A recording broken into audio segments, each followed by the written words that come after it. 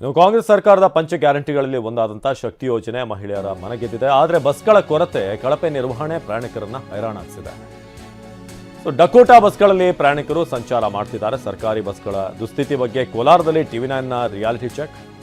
Ground report ಹೇಗಿದೆ, ಬಸ್ಗಳ ಪರಿಸ್ಥಿತಿ ಏನು, ಕರ್ಮಕಾಂಡ ಒಂದೊಂದಾಗಿ ಬಯಲಾಗ್ತಿದೆ. ಬಸ್ಗಳ ಕಂಡೀಷನ್, ಸಂಚಾರ ಮಾಡುವಂಥ ಬಹುತೇಕ ಬಸ್ಗಳು ಡಕೋಟಾ ಆಗಿದೆ. ನೀವು ನೋಡ್ಬೋದು ಅವುಗಳ ಬಾಡಿ ಹೇಗಿದೆ ಅಂತ ಬೇಸಲ್ಲಿ.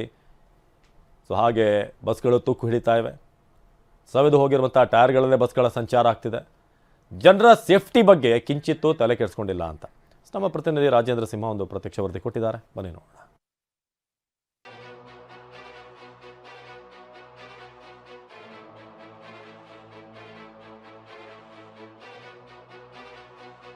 ಮಹಿಳೆಯರು ಮತ್ತು ಜನರು ಓಡಾಡುವಂಥ ಬಸ್ಸು ಎಷ್ಟು ಸುರಕ್ಷಿತ ಅನ್ನೋದ್ರ ಬಗ್ಗೆ ಟಿವಿ9 ರಿಯಾಲಿಟಿ ಚೆಕ್ಕನ್ನು ಮಾಡ್ತಾ ಇದೆ. ನಾನು ಕೋಲಾರದ ಸರ್ಕಾರಿ ಬಸ್ ನಿಲ್ದಾಣದಲ್ಲಿ ದೃಶ್ಯದಲ್ಲಿ ನೋಡ್ಬೋದು, ಸಾಕಷ್ಟು ಬಸ್ಗಳಿದ್ದಾವೆ. ಎಲ್ಲ ಬಸ್ಗಳು ಕೂಡ ಗ್ರಾಮೀಣ ಪ್ರದೇಶದಲ್ಲಿ ಓಡಾಡುವಂಥ ಬಸ್ಗಳು. ಆ ಬಸ್ಗಳ ಪರಿಸ್ಥಿತಿ ಹೇಗಿದೆ ಅಂತ ನೋಡಿದ್ರೆ ಎಲ್ಲವೂ ಕೂಡ ಡಕೋಟಾ ಬಸ್ಗಳು. ಯಾಕಂದರೆ ಇದರಲ್ಲಿ ಓಡಾಡುವಂಥದ್ದು ನಿಜಕ್ಕೂ ಪ್ರಯಾಣಿಕರೇನಿರ್ತಾರೆ ಅವರ ಜೀವವನ್ನು ಅಂಗೈಲಿ ಇಟ್ಕೊಂಡು ಹೋಗುವಂಥ ಒಂದು ಪರಿಸ್ಥಿತಿ.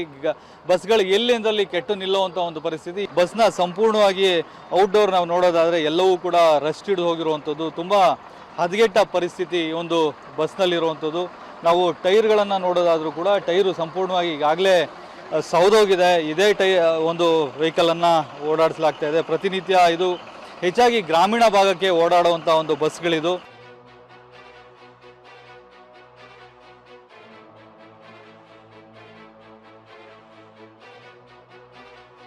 ನಾವು ಈ ಒಂದು ಡೋರನ್ನು ಮತ್ತು ಈ ಒಂದು ಹತ್ತುವಂಥ ಪ್ರದೇಶದಲ್ಲೇ ನೋಡ್ಬೋದು, ಸಾಕಷ್ಟು ರಸ್ಟ್ ಹಿಡಿದಿದೆ. ಜೊತೆಗೆ ಅದೆಲ್ಲವನ್ನು ಕೂಡ ತ್ಯಾಪೆ ಹಾಕಿರುವಂಥದ್ದು ಇಲ್ಲಿ ಮೇಲ್ನೋಟಕ್ಕೆ ನೀಟಾಗಿ ಕಂಡು ಬರ್ತಾ ಇದೆ.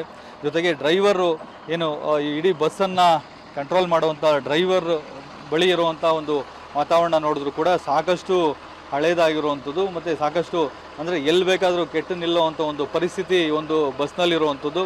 ಇಷ್ಟೊತ್ತಿಗಾಗಲೇ ಈ ಬಸ್ಸನ್ನು ಸ್ಕ್ರಾಪ್ಗೆ ಹಾಕಬೇಕಾಗಿತ್ತು, ಆದರೂ ಕೂಡ ಇವರ ಪರಿಸ್ಥಿತಿ ಬೇರೆ ಇಲ್ಲ. ಹಾಗಾಗಿ ಈ ಬಸ್ಸನ್ನು ಈಗಲೂ ಓಡಾಡಿಸ್ತಾ ಇದ್ದಾರೆ. ನಮ್ಮ ಜೊತೆ ಕೆಲವು ಪ್ರಯಾಣಿಕರಿದ್ದಾರೆ, ಅವ್ರನ್ನೇ ನಾನು ಮಾತಾಡಿಸ್ತೀನಿ. ಮೇಡಮ್, ದಿನ ನೀವು ಈ ಬಸ್ಗಳಲ್ಲಿ ಓಡಾಡ್ತಿದ್ದೀರಿ, ಬಸ್ನ ಪರಿಸ್ಥಿತಿ ಹೆಂಗಿದೆ ಅಂತ ಹೇಳಿ. ನಾವು ಡೈಲಿ ಬಸ್ಸಲ್ಲೇ ಓಡಾಡ್ತಾ ಇರ್ತೀವಿ.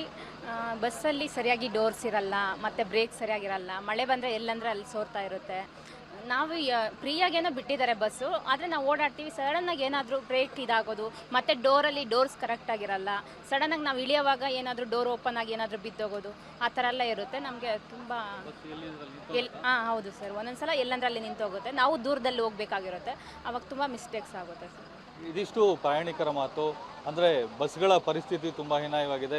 ಸರ್ಕಾರ ಕೇವಲ ಉಚಿತವಾಗಿ ಓಡಾಡೋದಕ್ಕೆ ಅವಕಾಶ ಕೊಡೋದು ಅಷ್ಟೇ ಅಲ್ಲ, ಮಹಿಳೆಯರ ಮತ್ತು ಪ್ರಯಾಣಿಕರ ಸುರಕ್ಷತೆಯನ್ನು ಕೂಡ ಗಮನದಲ್ಲಿಟ್ಕೊಂಡು ಬಸ್ಗಳನ್ನು ಅಂದರೆ ಓಡಾಡಿಸ್ಬೇಕು ಅನ್ನುವಂಥದ್ದು ಪ್ರಯಾಣಿಕರ ಮಾತು. ಕ್ಯಾಮ್ರಾಮನ್ ಮಂಜುನಾಥ್ ಜೊತೆ ರಾಜೇಂದ್ರ ಸಿಂಹ, ಟಿವಿ9 ಕೋಲಾರ.